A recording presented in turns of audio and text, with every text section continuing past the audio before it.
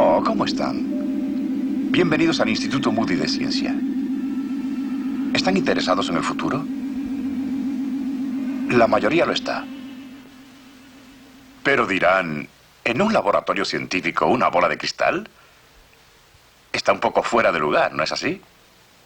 Bien, sí está fuera de lugar. Aquí está algo también que muchos piensan que está fuera de lugar en un laboratorio de índole científica y que trata del futuro. Creo que no ignoran que más de un tercio de este libro es profecía, con datos específicos y precisos relativos al futuro. La pregunta ¿es la Biblia algo idéntico a la bola de cristal? ¿Están ambas fuera de lugar aquí? Hay una manera de saberlo. Hay pruebas científicas irrefutables aplicables para saber si sus profecías son verídicas. Vamos a utilizar la ciencia de la historia y de las matemáticas.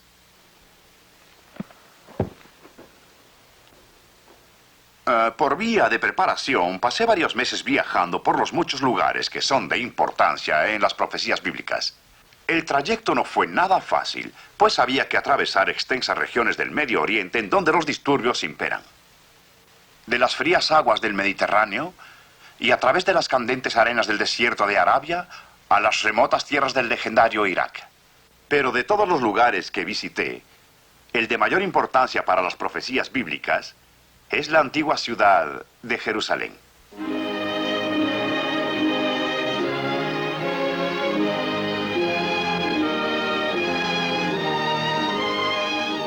Ciudad sagrada para millones de judíos, musulmanes y cristianos, ni el transcurso de 40 siglos ni toda clase de fuerzas armadas la han podido sepultar en el olvido.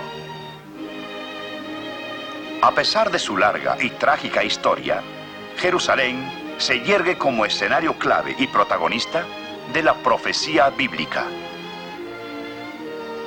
Una de las más asombrosas e insólitas de estas profecías se refiere a los muros y puertas de la ciudad. Circundada de muros, a Jerusalén se puede entrar únicamente a través de una de sus varias puertas.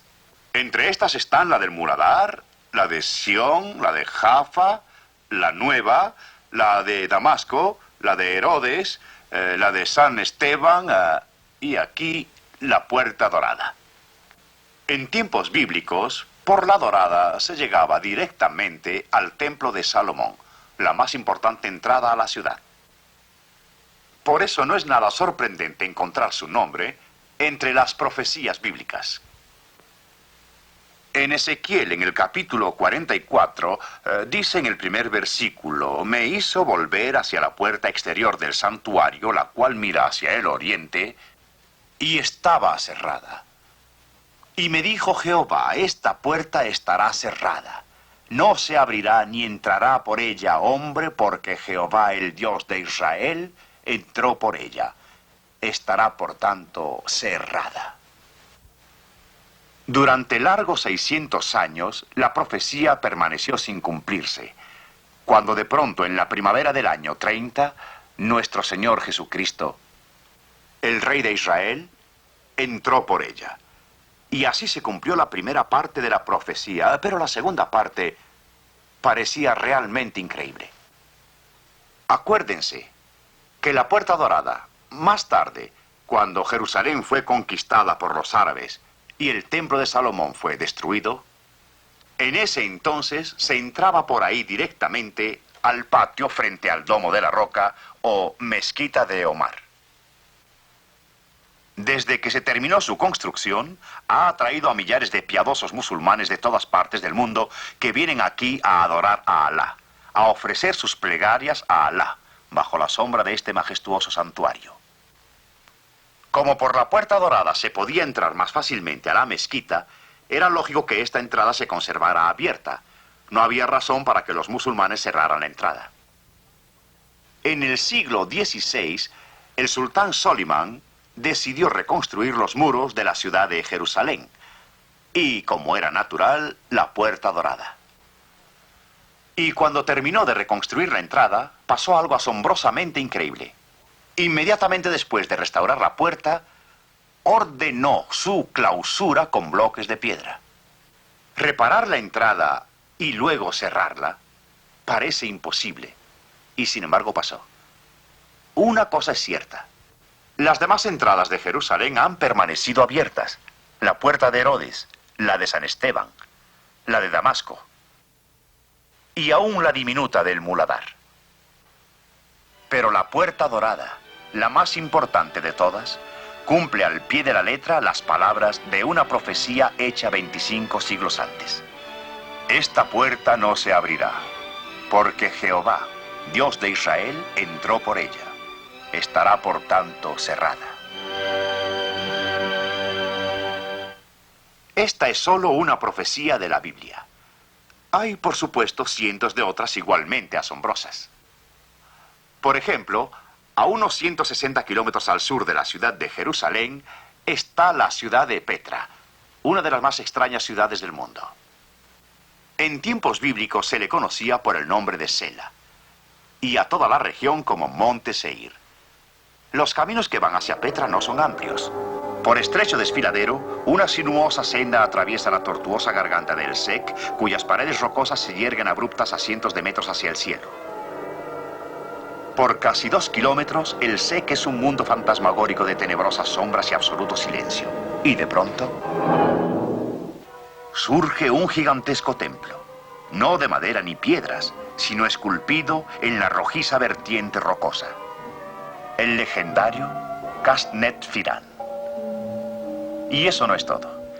A través de otra garganta, que se ensancha hasta formar un imponente valle, tallados en los riscos de la llanura, están los templos, palacios y tumbas de Petra. Año tras año, Petra crecía en extensión y poder, pues dominaba las rutas de las caravanas que transportaban los tesoros de Arabia y el lejano Oriente a los ávidos mercados de Grecia y Roma. Pero conforme su prosperidad y cultura aumentaban, crecía a paso aún más veloz su orgullo, arrogancia y crueldad. Característicos de la maldad de Petra son los vestigios de su religión. Obeliscos inmensos cortados de la cima de una montaña para honrar a Dushara, el dios del sol, altares de piedra y un estanque. ¿A qué se destinaría? La Biblia dice que esta gente vertía sangre inocente. Tal vez sirviera este estanque para que los sacerdotes de Dushara pudieran lavarse la sangre de los sacrificios humanos. Protegidos por la estrecha entrada a la ciudad, los habitantes de Petra dormían confiados en que nadie podría despojarlos de sus tesoros ni castigarlos por sus pecados. Pero se alzó la profecía de Dios contra la ciudad pagana. Tú que habitas en cavernas de peñas, que tienes la altura del monte, aunque alces como águila tu nido, de ahí te haré descender, dice Jehová. Y pasaron centurias. Parecía que Petra perduraría para siempre, pero ni el tiempo ni las circunstancias podían impedir el cumplimiento de la profecía. Aconteció todo de una manera tan simple. Se abrió una nueva ruta. Una ruta que pasaba por alto a Petra, favoreciendo a Palmira, una ciudad hacia el norte. Este fue el golpe que aniquiló hasta sus cimientos a la orgullosa ciudad. El comercio, sostén de Petra, desaparecía, dejando sin vida a la ciudad. Pronto sus moradores dejaron las casas que tan arduamente habían erigido. Abandonaron sus templos y las tumbas de sus deudos. Evacuaron el gran anfiteatro, cuyas filas de palcos habían excavado y cincelado en la dura roca. Conciben el tremendo esfuerzo: devastar toda una ladera, retirar tonelada tras tonelada de roca. Y luego, imagínense el anfiteatro pletórico con los ciudadanos de Petra. ¿Cómo deben haberse mofado de los vaticinios del profeta concernientes a la deserción de su ciudad? Y sin embargo, las profecías se han cumplido. Y los únicos espectadores son un rebaño de cabras que nos recuerda la profecía de Isaías. Las fieras del desierto se encontrarán con las hienas, y la cabra salvaje gritará a su compañero. Unos cuantos nidos de aves entre las ruinas, pues como predijo la Biblia, la lechuza y el cuervo morarán en ella. Se juntarán ahí los buitres. Pues dijo el Señor: en sus alcázares crecerán espinos, y ortigas y cardos en sus fortalezas. Así, una vez más, la profecía bíblica se realiza a la perfección, no mediante poderosos ejércitos ni sangrientas batallas, sino sencillamente por el cambio de una ruta mercante. Y la ciudad de piedra, construida para perdurar por siempre, ha terminado siendo un desolado valle en el que solo quedan los ruinosos despojos de la gloria de Petra. A 1000 kilómetros de la escondida ciudad de Petra confluyen los ríos Tigris y Éufrates, irrigando la antigua tierra de Mesopotamia. Babilonia fue la más exquisita ciudad que brotó en esta fértil planicie, una ciudad de tal modo maravillosa y opulenta que el rey Nabucodonosor se vanagloriaba. ¿No es esta la gran Babilonia que yo edifiqué? De las grandezas del pasado de Babilonia solo quedan fragmentos, secciones de un camino que una vez se cimbró al paso de los ejércitos de Nabucodonosor. Los remanentes de una muralla aclamada una vez como la más imponente jamás construida, y los desgastados y destruidos símbolos del esplendor imperial. La ascensión de Babilonia fue vertiginosa, pero conforme se remontaba a alturas insospechadas de fuerza y hermosura, se hundía cada vez más profundamente en un abismo de lujuria y perversión. Fue esto lo que ocasionó su sentencia. Y sucederá que castigaré al rey de Babilonia, a aquella nación por su maldad, ha dicho Jehová, y a la tierra de los caldeos, y la convertiré en desiertos para siempre. Durante muchos años pareció que la profecía no iba a ver su cumplimiento. En efecto, durante más de medio siglo, Babilonia imperó como ciudad sobresaliente del mundo civilizado. Y entonces, una noche de octubre del año 539 a.C., la sala real de festines resonaba con los ecos de voces y carcajadas. El rey Belsasar daba un gran banquete. Y de repente el tumulto se trocó en un silencio sepulcral cuando aparecieron los dedos de una mano y escribieron estas palabras: Mene, Mene, Tekel, Uparsin. Contó Dios tu reino y le ha puesto fin. A aquellos que estaban en la cumbre del esplendor de Babilonia, la profecía debe haberles parecido increíble. Pero esa misma noche, la noche del festín de Belsasar, los medos y los persas entraron a la ciudad. Belsasar fue muerto, el imperio desmembrado, y Babilonia, la una vez poderosa, próspera y pujante, empezó a desmoronarse y sus moradas fueron asoladas y su tierra seca y desierta. Ahora Babilonia es un lugar en donde las zorras hacen sus madrigueras, donde los chacales discurren entre pelados montículos, y donde las cigüeñas construyen sus nidos. Todo esto para dar cumplimiento a la profecía de Isaías: sus casas se llenarán de hurones. Durante más de 200 años, las ruinas de Babilonia han servido de mudo testimonio de la exactitud de las profecías bíblicas. Temblará la tierra y se afligirá, porque es confirmado contra Babilonia todo el pensamiento de Jehová para poner la tierra en soledad, para que no haya morador en ella. Junto con Jerusalén, Petra y Babilonia, el famoso centro comercial de Tiro tiene también un lugar preponderante dentro de la profecía bíblica. Las profecías acerca de Tiro son verdaderamente extraordinarias. En realidad constituyen el conjunto más asombroso de profecías de toda la historia. Les leeré de Ezequiel el capítulo 26. He aquí traigo yo contra Tiro a Nabucodonosor, rey de Babilonia. A tu pueblo matará a filo de espada, y tus fuertes columnas caerán a tierra. He aquí que yo haré subir contra ti muchas naciones, y pondrán tus piedras y tu madera y tu polvo en medio de las aguas. Y te pondré como una peña lisa. Tendedero de redes serás, y nunca más serás edificada, porque yo, Jehová, he hablado. En el año 586 a.C., Tiro fue atacado por Nabucodonosor. Finalmente, sus tropas se abrieron paso a través de la ciudad. Pero para entonces el pueblo había escapado con sus tesoros a una isla a corta distancia de la costa. Aquí los invasores claudicaron, pues no tenían bajeles que los llevaran a la isla. Así permaneció la ciudad en ruinas por 240 años.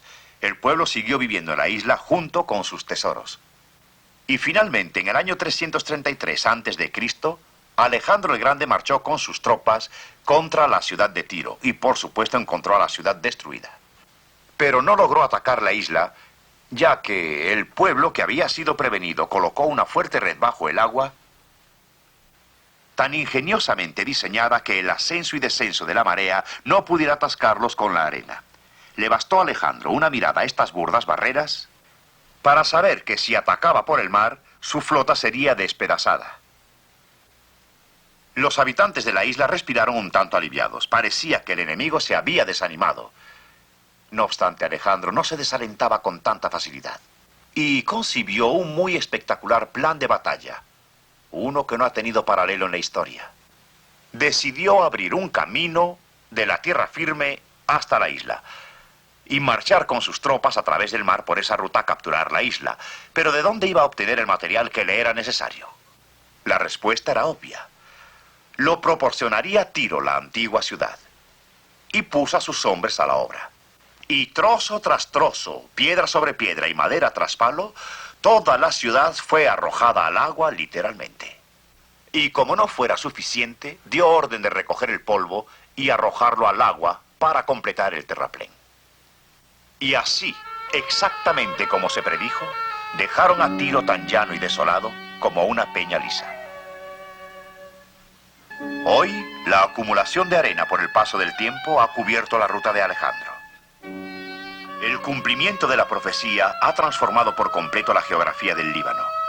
Y lo que anteriormente era una isla, forma parte ahora de una amplia península. En el extremo de la península hay una diminuta aldea que lleva ahora el nombre de Tiro. Pero esta aldea se erigió en lo que una vez fue la isla y no parte del antiguo Tiro.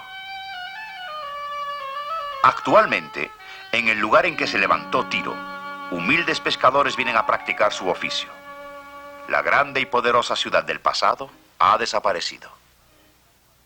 Tiro, la ciudad de los más reputados navegantes, de los comerciantes más prósperos, de los más osados exploradores, ha confirmado lo que predijo la Biblia: tendedero de redes serás. La antigua Tiro no ha sido nunca reconstruida, aun cuando tiene una ubicación ideal para el comercio, tierra fértil y rica, y cuenta con las frescas aguas de los manantiales de Ras El Ain, más de lo que hace falta para satisfacer las necesidades de una gran ciudad. Porque a través de los siglos resuenan los ecos de la inmutable profecía bíblica contra Tiro. Y nunca más serás edificada, porque yo, Jehová, he hablado. La detallada exactitud con que estas profecías han visto su cumplimiento es asombrosa en realidad. ¿Cómo explicarlo? Bueno, tiene una explicación muy simple para muchas personas. Su teoría es que los profetas tuvieron suerte. Aventuraron afirmaciones locas que por suerte se cumplieron. Si fuera este el caso, ¿qué tanta suerte debió caberles a los profetas? ¿Hay respuesta a esta pregunta? Sí, en realidad hay una rama completa de las matemáticas dedicada a resolver problemas de esta índole. Es la rama que se ocupa de la teoría de la probabilidad. Y muy afortunadamente ha aceptado nuestra invitación para resolver nuestras dudas un experto en la materia. El profesor Peter W. Stoner. Bienvenido, profesor. Gracias. Siéntese, por favor. El profesor Stoner, en el Colegio Superior de Pasadena, fue el jefe del Departamento de Astronomía y Matemáticas durante muchos años. Y más tarde, en el Colegio Westmont de Santa Bárbara. El profesor Stoner, además de ser un experto en el campo de las matemáticas, tiene otro interés que particularmente se adapta a nuestro objeto. Le subyugan las profecías bíblicas. Profesor, su libro La ciencia habla ha sido una gran ayuda para mí en lo personal y nos ha sido inapreciable en la preparación de este tema sobre la profecía bíblica. Cuánto me alegra oírselo. ¿Puede decirnos cómo se aplica esta teoría de la probabilidad, profesor? Encantado, Dr. Moon. El principio de la probabilidad es bastante simple y se puede ilustrar de muy diversas maneras. ¿Cuáles? Bueno, si se tiene el caso de la probabilidad que se ocupa de sucesos independientes. Y para ilustrarlo le plantearé una pregunta. ¿Qué tanta probabilidad hay de que un hombre quede calvo y pierda un dedo? Y esos son sucesos independientes, ¿no es así? Así es, ¿cierto? Y si conocemos las probabilidades de que cada uno ocurra, podemos calcular la de que ambos ocurran a una misma persona. Veamos.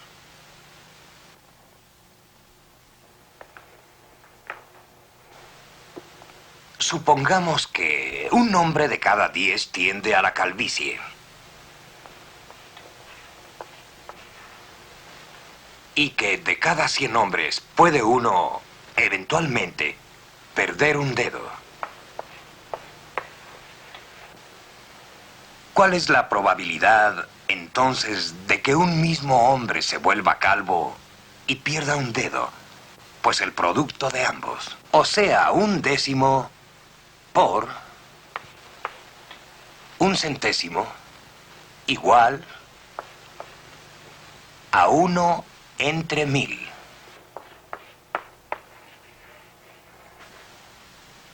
Así que la regla es, si queremos saber la probabilidad de que se verifiquen una serie de sucesos independientes, primero calculamos la probabilidad de que se verifique cada suceso aislado y luego multiplicamos los resultados para obtener la probabilidad de que toda la serie pueda cumplirse. Con exactitud, ¿cómo lo aplica usted a las profecías? Escogí varias profecías y se las expuse a unas 12 diferentes clases que representan unos 600 universitarios. Les pedí que cuidadosamente calcularan las probabilidades que juzgaran más conservadoras. Tras de más de un año de investigaciones, obtuvieron los valores que afectan a las profecías. Y en particular, sobre lo que usted ha citado, hay lo siguiente. Las probabilidades de que se hiciera realidad la profecía sobre la Puerta de Oro se calcularon en 1 a 1000.